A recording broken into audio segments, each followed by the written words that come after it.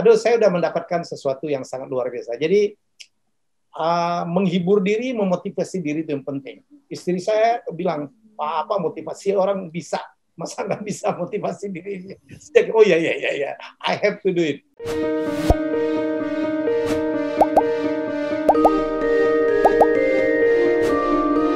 Oke, ini podcast saya sebenarnya di tahun 2021 ya, di tahun yang baru. Dan saya ngobrol-ngobrol, saya mau ngobrol dengan junior saya, adik saya, seseorang yang sangat hebat yang berjuang membangun TVRI pada saat saya dulu menjadi dirut, dan sekarang dia konsisten ikut keluar dan sekarang membantu saya juga di R66. Dua dan only. Wih, presenter tua banget tuh, dua dan only. Siapa kalau tidak, wah gitu ya, Imam Briono. Halo Bang, apa kabar Bang? Wah, gue happy banget Bang, ngeliat Abang sehat, cerah, dan yang lebih happy lagi itu hoodie-nya keren banget. Jadi pertanyaan pertama, kapan hoodie-nya bisa nyampe di rumah gue tuh Bang? Nanti dikirim, ukurannya apa? Jadi ini jualannya manajemen ya. Kan kita, iya dong. kita kan bikin Yahya manajemen. Jadi nanti merchandise-nya ada buku ya. Ada ini juga nih, Mam. Wow, lu harus. Nah. Kalau Imam kita kirim lah. Minum, Mam. Gue itu disarankan harus banyak minum. Iya dong, Bang. Terutama air hangat lah ya. Jadi banyak hal nih. Bang. Nih, daging semua. Daging semua tuh yang sebelah kanan ya? Iya, itu daging semua. Keren-keren. Oke, Mam. Oke. Bang, pertama-tama gue bersyukur sangat kita berdoa dari momen ke momen mendoakan Abang sehat selalu. Kemarin perjalanan ke Bali, kemudian ke Banyuwangi, itu pasti banyak banget yang didapat. Ada silaturahmi, ada pertemanan, persahabatan, bisnis, dan seterusnya. Kemudian Abang butuh waktu untuk beristirahat. Saya dan teman-teman yakin butuh update-nya, Bang. Cerita dong soal perjalanan, soal akhirnya Abang butuh waktu untuk istirahat dan seterusnya. Ayo, Bang, cerita, Bang. Nanti gue juga pengen tanya beberapa hal lain. Testimoni saya pertama nih, Mam. Jadi memang saya nggak mau bikin heboh, nggak mau bikin chaos, nggak mau bikin orang bertanya-tanya. Saya cuma mengabarkan kepada teman-teman dekat. Jadi saya itu merasa bahwa saya itu ditegur oleh Allah, dicewer gua, Mam, juga dikasih hadiah juga lah ya, disadarkan juga saya gitu oleh Allah ya, subhanahu wa ta'ala ya. Jadi saya ternyata begitu pulang habis perjalanan yang demikian hebat gitu, tanggal 19 saya berangkat 5 keluarga nyetir masing-masing. Gua nyetir itu, Mam, sengaja kita nggak pakai sopir. Jadi 5 keluarga, saya bawa Rasel, saya bawa Azura dengan istri saya, Bu Febri. Ada keluarga Om Wowi juga, Mardigu, keluarga Ishak Chandra juga ya, CEO Trinity Land dan juga di R66. Ada Mas Doni, partner gue, ada juga Pak Sulaiman. Mas Sulaiman Ismail. Sulaiman itu teman gue dari kecil, SD, SMP, teman berantem. Kemudian kita akhirnya berbisnis, sahabat baik banget. Kita selucu itu lo bisa berantem sama dia, Bang? Oh iya, itu jagoan tuh, Mang. Ya. Nah, kemarin gue pernah mau dihajar orang, dia tuh bodyguard gue tuh. Lu jangan coba-coba tuh, badannya kecil. Jadi kita nyetir tuh, Mam. Wah, keren. Mulai berhenti di Cirebon ya, ketemu dengan Mas Ibnu dengan istrinya yang cantik, Sally Giovanni, pemilik Batik Trusmi itu, Man. Terus dia juga punya The Keranjang di Bali gitu ya. Kita dijamu makan lah ya, empal gentong, semua khas Cirebon. Habis itu kita melanjutkan perjalanan, kita ke Magelang. Kita nginep di satu daerah keren banget ternyata Magelang itu ya. Hotelnya keren. Kampung istri gue tuh, Bang. Apa? Kampung istri gue. Oh iya, keren banget. Saya kaget Magelang itu keren karena kita diajak oleh Mas Wowi, ada satu desa namanya Desa Butuh. Ya, Kaliangkring atau apa gitu ya. Di situ disebut dengan Nepal Panjava. Wih, ke sana, Mam, kita. Keren banget. Nah dari sana kita nginep semalam, habis itu kita ke Batu. Wah, perjalanan juga nyetir. Wah, lucu, Mam. Anak gua, istri gua di 1 jam, 1,5 jam terakhir, ternyata tuh kita nginepnya di Ijen. Itu melewatin hutan baluran malam-malam gitu. Oh, tikungannya banyak. Nggak ada mobil yang lain. Itu benar-benar pengalaman antara mengerikan dan juga nyali gitu. Habis itu, dan ternyata di Ijen itu ya, ke Banyuwangi keren. Saya diterima di kantor bupati dan sebagainya, dijamu lagi-lagi lah. Setelah itu kita ke Bali. Di Bali kita 8 hari lah, mendapatkan pengalaman juga luar biasa. Kita dijamu oleh satu keluarga ya, di Gianyar gitu. Kita di Puri, disambut dengan tari pendek. Diceritakan tentang bagaimana hebatnya orang Bali gitu. Semuanya fun ya. 8 hari di Bali, kemudian bertemu juga dengan beberapa murid-murid saya ya di mastermind gitu ya. Mereka sharing, kita kopi darat ada Marbigu, bikin konten. Pulangnya kita ke Banyuwangi lagi 2 malam, ketemu dengan Pak Bupati Azwar Anas yang luar biasa. Ini kita malah R66 mau ada kerjasama nih Bang. Terus habis itu kita nginep di Surabaya dari 2 malam, habis itu baru nyetir pulang. Saya tidak pernah mengalami pengalaman yang demikian luar biasa ya. Ternyata ya, saya suka banget anak saya itu yang nomor 2, nomor 3, nomor 4 itu si Rasel sama Azura itu, mohon maaf ya, selama ini kalau kan ke luar negeri ya, Mam. Orientasi mereka kayak gitu. Tiba-tiba mereka sangat menyukai Indonesia dengan keindahan alamnya, kulinernya, kebudayaannya. Mereka dapat experience luar biasa, nggak ada komplain kita selama dalam perjalanan ya. Apalagi dengan teman-teman kita ngobrol, ketemu banyak orang, diminta ketemu banyak orang, ya. Dan kita happy banget. Cuma Bang, saya itu lupa diri dan Tuhan tegur saya bahwa usia saya nggak muda lagi. Pulang kita tes semua, swab dan saya COVID. Wih, gila Mam begitu. Ternyata COVID dan saya COVID itu dengan Rasel juga, dengan anak saya yang nomor 2. Dan saya duluan kena gitu. Saya duluan COVID, si Rasel belum. Saya waktu itu mencoba, jagoan nih, saya pikir Mam. Fisik saya kan luar biasa. Saya kan bisa kerja 24 jam. Iya. Ya. Dan saya lupa kalau saya ini mungkin Allah bilang, lu tuh udah tua gitu. Saya coba seminggu gitu isolasi mandiri di rumah, cuman ke dokter. Saya berharap bisa sembuh dengan sendirinya. Nggak bisa, Mak. Begitu saya PCR lagi sekitar tanggal 12, ternyata saya masih positif. Udah. Kita putuskan masuk rumah sakit. Ya, nyari rumah sakit itu nggak gampang juga ternyata, Mak. Hubungin sana kemari. Saya nanya Mas Wowi yang pernah kena. Saya nanya Dr. Hoirul Hadi, sahabat saya yang pernah jadi konten di HY Bicara juga gitu. Minta konsultasi, dia bilang Mas Helmi masuk rumah sakit lah, dirawat. Akhirnya saya dirawat di rumah sakit. Berdua, saya minta berdua dengan anak saya. Biar seneng juga lah saya ya. Jadi saya berdua dengan Rasel, anak saya.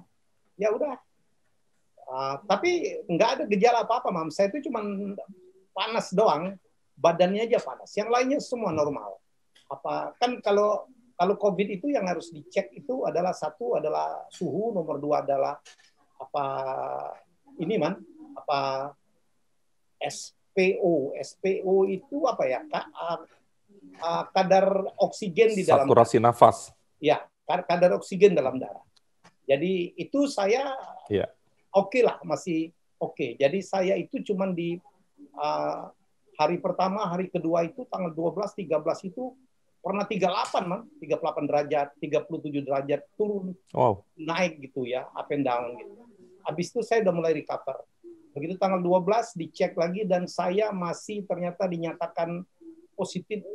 Dunia kayak, saya down. Saya nggak pernah seumur hidup itu. Saya ini kan motivator. Saya berat banget mau memotivasi diri saya.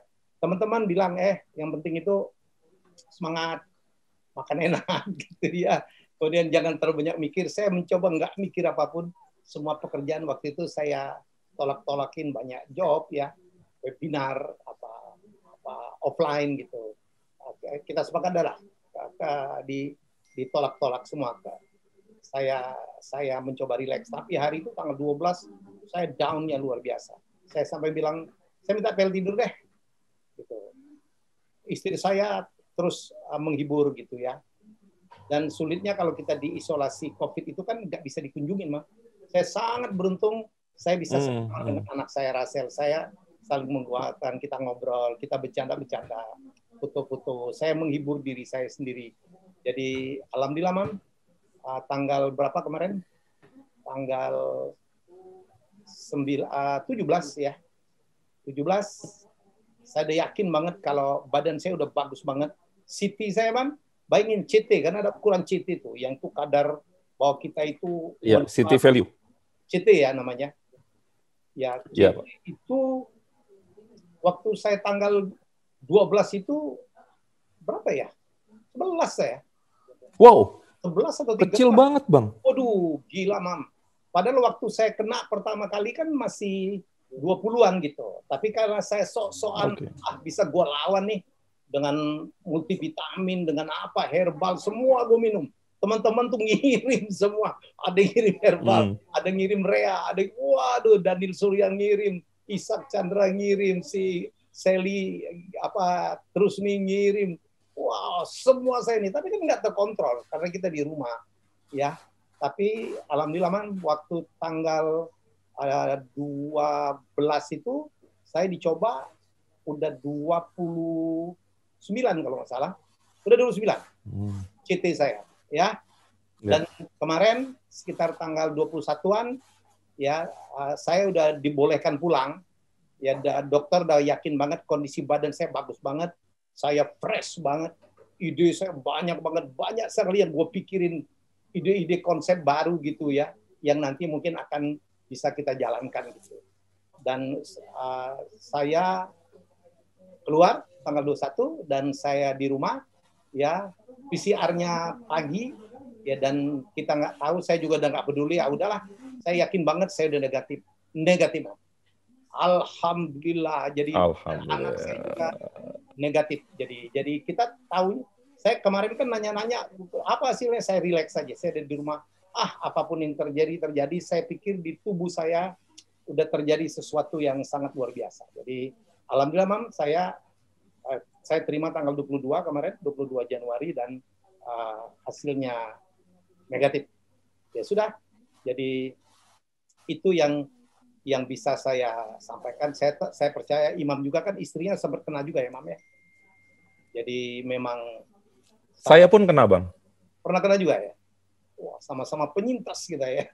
Iya, Bang. Jadi memang penyintas itu. Saya ditegur oleh Allah, Mam, karena memang satu, waktu di Bali itu kalau dibilang terlalu capek juga enggak lah ya.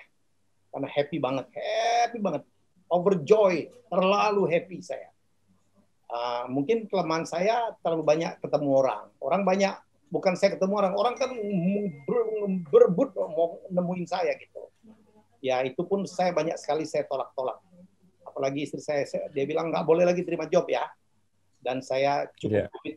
Walaupun saya bilang bercanda, nih honornya gede nih untuk makan-makan gitu. Sama saya masih boleh gitu.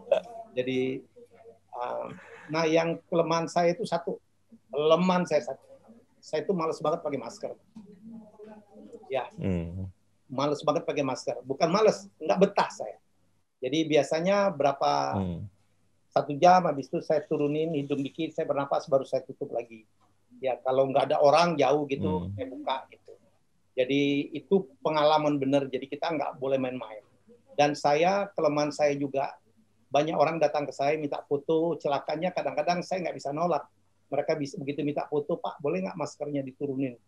Aduh, Mam, itu adalah sulit banget kadang-kadang nolaknya. Mereka begging, tolong dong, Pak, sebentar aja Bapak tahan napas deh gitu. Jadi itu aja persoalannya. Jadi ini saya memberi advice betul bahwa jangan main-main ya masalah. Nggak usahlah kita berdebat COVID itu konspirasi atau tidak. COVID itu ada, nyata, dan saya ngalamin bener. saya ngalamin bener gitu. Jadi tetap pokoknya protokolnya kita jaga gitu. Saya dengan beberapa orang ngomongin tentang teori-teori, udahlah nggak usah teori-teori lah. Jadi mari, aduh berat loh, nggak semua orang bisa lewat ya dari Betul. COVID ya, nggak bisa lewat kan, nggak banyak juga yang harus pergi gitu, meninggalkan ya dunia ya karena nggak bisa mengatasi COVID, karena COVID itu berat ya, terutama untuk orang-orang tertentu yang nggak siap gitu ya, nggak siap, apalagi nggak siap, mohon maaf, secara finansial, berat Mam, jadi berat. Sekarang apalagi pemerintah juga kewalahan nyari rumah sakit juga sekarang terus dipersiapkan, terus kita persiap. Mari kita bantu deh ya, vaksin saya pikir harus kita bantu Mam ya, nggak usah berdebat lah, kalaupun nggak mau divaksin nggak usah ngajak-ngajak orang lah ya, jadi itu aja. Kalau saya kemarin Mam sempat sama istri saya, Mam saya bilang, karena kita tahu bahwa vaksin itu kan diprioritaskan untuk orang-orang tertentu gitu ya. Saya bilang udahlah, kan saya tahu di Singapura ada paket penyuntikan vaksin gitu, yang cuman kita ke sana, cuman masuk ke Changi doang, disuntik, habis itu pulang, nggak boleh keluar. Saya udah mau ngambil itu tuh, karena saking saya kepengen saya save, amit-amit jangan sampai saya terkena COVID. Saya kena COVID juga, dan saya belajar banyak. Sekarang saya udah nggak berani lagi nurunin masker Mam. Ya, jadi saya berharap betul ya kepada teman-teman semua gitu ya, masyarakat semua ya, dengarkan saya ya, jangan sampai terkena. Dan mengatasi COVID itu ada lebih kepada diri kita, disiplin kita ya. Kita boleh lalai masang masker. Masker itu bukan hanya untuk melindungi kita, lebih kepada melindungi orang. Saya sekarang pakai masker, kadang-kadang juga pakai ditambah lagi dengan face shield gitu.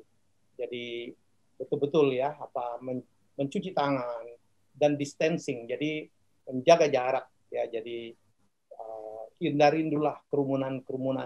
Nah celakanya karena saya public figure Mam, kadang-kadang udah tutuin masker, orang tahu itu saya ngajak foto, aduh Mam saya ini kan nggak tegaan gitu, saya tuh nggak suka banget, merasa bersalah banget kalau dianggap sombong gitu. Celakanya masyarakat itu kadang-kadang begitu gitu, Pak tolong dong Pak, istri saya fansnya Bapak, tolong maskernya di ini gitu. Jadi begitu Mam pengalaman saya. Jadi semoga ini menjadi, karena banyak juga nanya ada apa dengan ilmiah ya, kontennya kok kompilasi. Saya udah kabarkan semua, saya kabarkan ke Mas Sandi ya, Sandi Uno, dia ketawa karena dia juga penyintas. Saya kabarkan kepada kita, gila lo bro, tapi sehat, gue yakin sehat.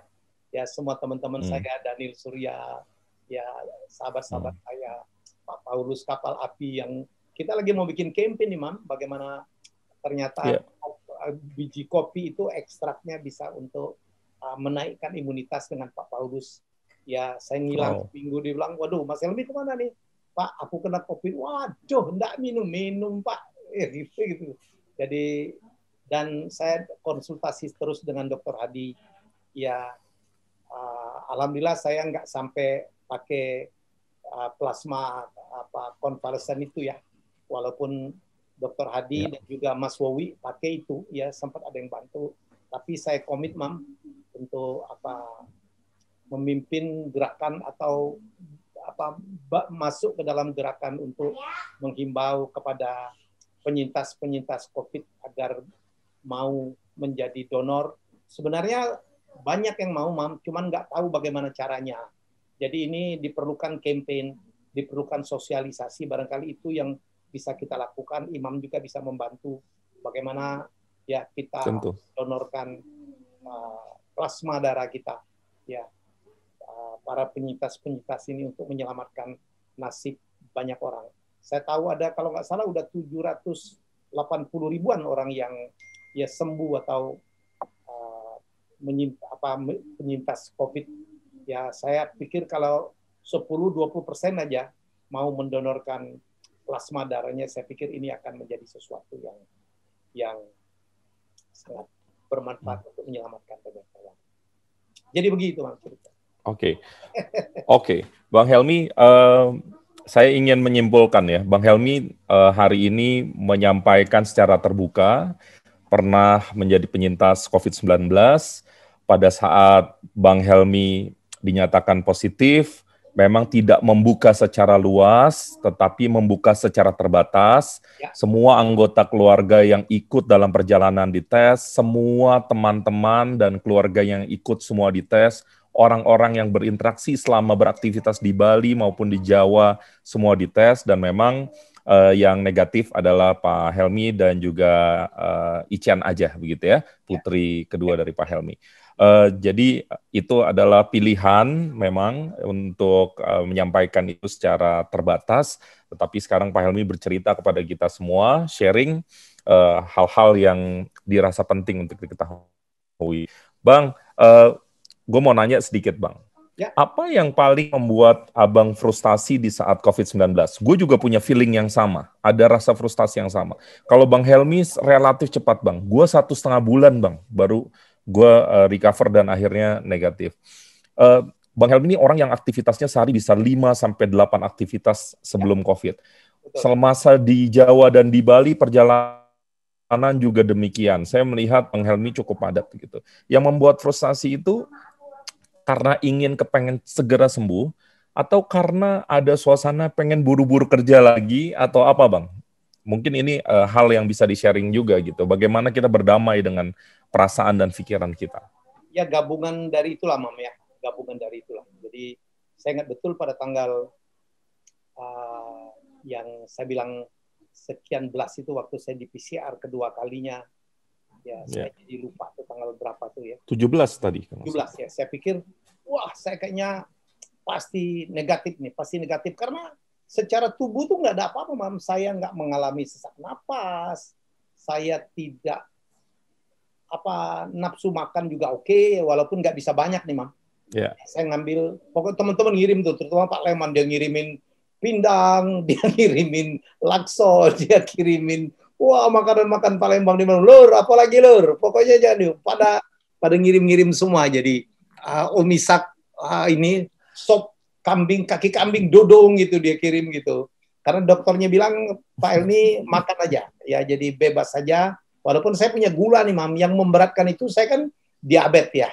Saya tuh punya riwayat diabetes. Itu yang komorbid agak itu aja, yang lain dari itu wah, daya tahan tubuh saya keren banget ya, jadi alhamdulillah banget stamina saya kali. Tapi tanggal itu, Mam, begitu dites dan ternyata saya masih positif, saya sempat down, saya sempat bilang ya Allah gitu. Jadi ya itulah kemungkinan masih ada mikir, walaupun nggak full gitu ya, masih mikir karena saya adalah orang yang aktif ya, tiba-tiba ya tidak bisa ngapa-ngapain, terkurung dalam satu kamar. Saya beruntung satu kamarnya itu berdua doang dengan anak saya.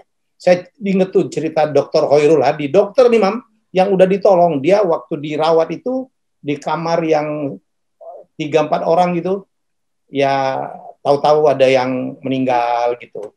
Ada yang meninggal itu dia ceritain. Ada pasien baru, nggak lama kemana, udah hilang gitu. Wah, dia sampai lebih parah dari saya, Mam. Sampai dipasangin, oksigen gitu. Saya masang oksigennya nggak sering. Oksigen itu dipasang oksigen itu nggak sering gitu. Karena SPO saya ya, kadar oksigen saya dalam darah itu 95, 96, kadang-kadang drop 93, pasang sedikit, 1 jam naik lagi, 97 bahkan, Mam. Gitu. Jadi rata-rata 95, 96. Suhu tubuh saya di tanggal berapa belasan sampai itu tuh 36, 36,2. Jadi everything is normal. Fisik saya juga normal. Jadi saya pagi-pagi jalan-jalan sama Icen ya di dalam kamar gitu. Dan saya nonton TV, Mam. Jadi karena saya kan memang penonton TV ya. Ya ngikutin lah bagaimana pelantikan Biden. Ya seneng juga Manchester United di top of the table gitu. Menghibur juga tuh, Mam. Wah, saya tiba-tiba nonton Liverpool, Mam. Aduh, padahal saya tuh semua netizen tahu gitu. Kalau saya nonton pasti kalah. Malam itu draw gitu. Saya happy banget. Gitu. Jadi kadang-kadang kita perlu menghibur diri gitu. Nah hari itu saya down banget. Waduh, kenapa masih kena? Tapi istri saya, udahlah Pak, Papa diminta untuk istirahat. Ya, tapi setelah itu saya relax banget. Saya enjoy aja gitu. Saya bawa laptop, saya buka-buka YouTube, saya ngedit-ngedit, ngebuang-buangin dokumen-dokumen yang nggak perlu gitu ya. Ya, membuka foto-foto lama gitu, mana yang harus dibuang, mana yang di-save, dan saya membuat beberapa konsep-konsep tulisan untuk jadi buku gitu. Jadi, saya udah mendapatkan sesuatu yang sangat luar biasa. Jadi, menghibur diri, memotivasi diri itu yang penting. Istri saya bilang, apa motivasi orang bisa, masa nggak bisa motivasi diri? Oh ya, I have to do it. Dan saya ada dokter tuh di sana tuh menghibur saya. Namanya Dr. Juni, ternyata dia fan saya, Mam. Dia penonton saya waktu dulu, siapa berani gitu. Dia yang menghibur saya, tiap hari dia datang, diajak saya ngobrol, Bapak itu orang hebat lah, Bapak. Saya belajar banyak. Dia nonton YouTube saya. Itu menghibur banget, Mam. Menghibur banget. Ya. WA gitu saya nggak terlalu saya tanggapin kecuali penting banget. Saya juga hanya mengabarkan kepada teman-teman terdekat aja. Jadi saya juga sepakat tidak mau publik gitu ya, apalagi sampai ngomong di muka umum, enggak lah. Saya pikir nanti aja lah setelah saya selesai, saya sembuh, saya akan ceritakan semua. Semoga kita mengambil hikmah yang sangat besar. Dan hari inilah tujuan dari YouTube saya, dan saya ngajak Imam untuk diskusi karena saya tahu Imam sekeluarga juga pernah kena. Jadi lebih kepada begitu, Bang. Jadi terima kasih banget, Bang. Iya, Bang. Dengan senang hati, Bang Helmi. Kenapa saya bertanya barusan, Bang? Karena saya yakin nanti kalau video ini ditayangkan, yang menyaksikan akan banyak. Di antara yang menyaksikan, jangan-jangan orang-orang yang masih berjuang, Bang. Yang masih ada di rumah sakit, di ruang-ruang isolasi, di Kemayoran. Mungkin mereka akan menyaksikan acara ini. Dan mungkin mereka akan mendapati suasana yang sama di saat asumsi kita, fisik kita sehat, tetapi pas di PCR ternyata belum, masih negatif, masih harus beristirahat. Itu kan pukulan-pukulan ya bagi mental kita. Tadi Bang Helmi sudah sampaikan, bangkit lagi, bangun lagi, gembira lagi, positif lagi, cari obrolan yang menyenangkan, mudah-mudahan teman-teman segera sembuh. Itu message-nya ya Bang ya? Betul, jadi Mam, yang penting itu gembira deh, bagaimana hati gembira gitu. Saya juga kan pernah mewawancarain Tung Desem yang juga pernah kena COVID ya. Jadi dia berdoa, dia merasa masih banyak sekali tugasnya yang harus dia selesaikan, utang pekerjaannya, kewajiban masih banyak, itu yang membuat dia sehat.